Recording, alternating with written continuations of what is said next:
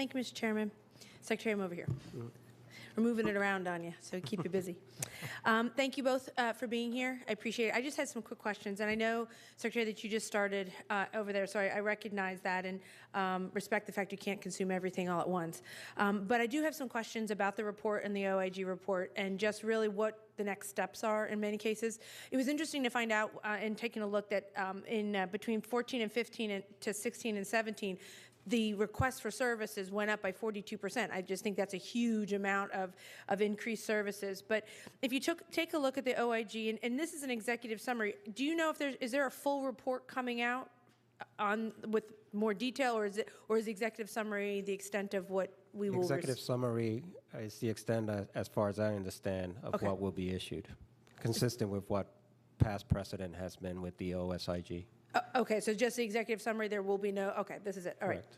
I just wanted to clarify. And then some of the issues that the OIG found, and as you are well aware, but not providing timely guidance to the AAAs. The AAAs not interviewing within a 72-hour requirement for possible abused seniors.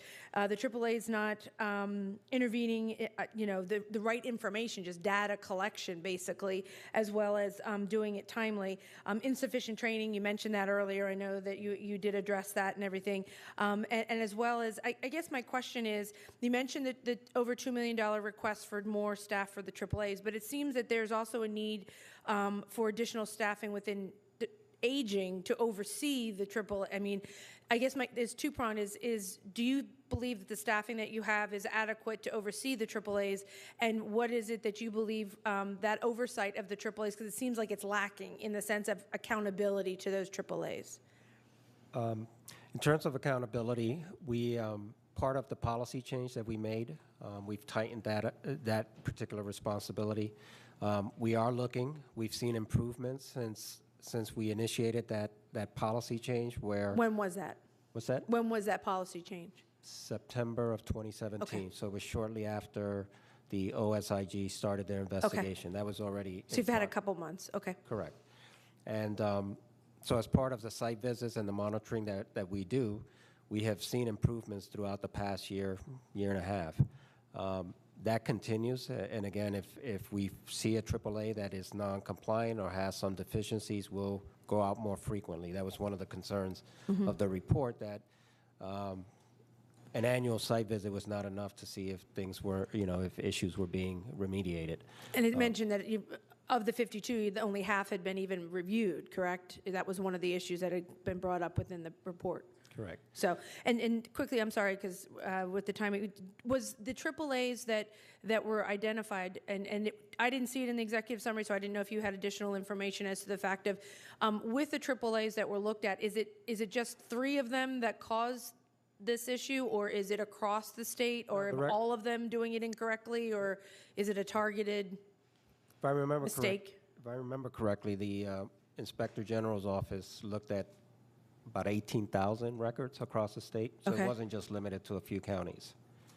I'm sorry, so it was limited to? No, it was not limited to a few counties. So it was a statewide, correct. So these findings were applicable to all of the AAAs, not just 10 of them or something like that? Aggregate, yes. Okay.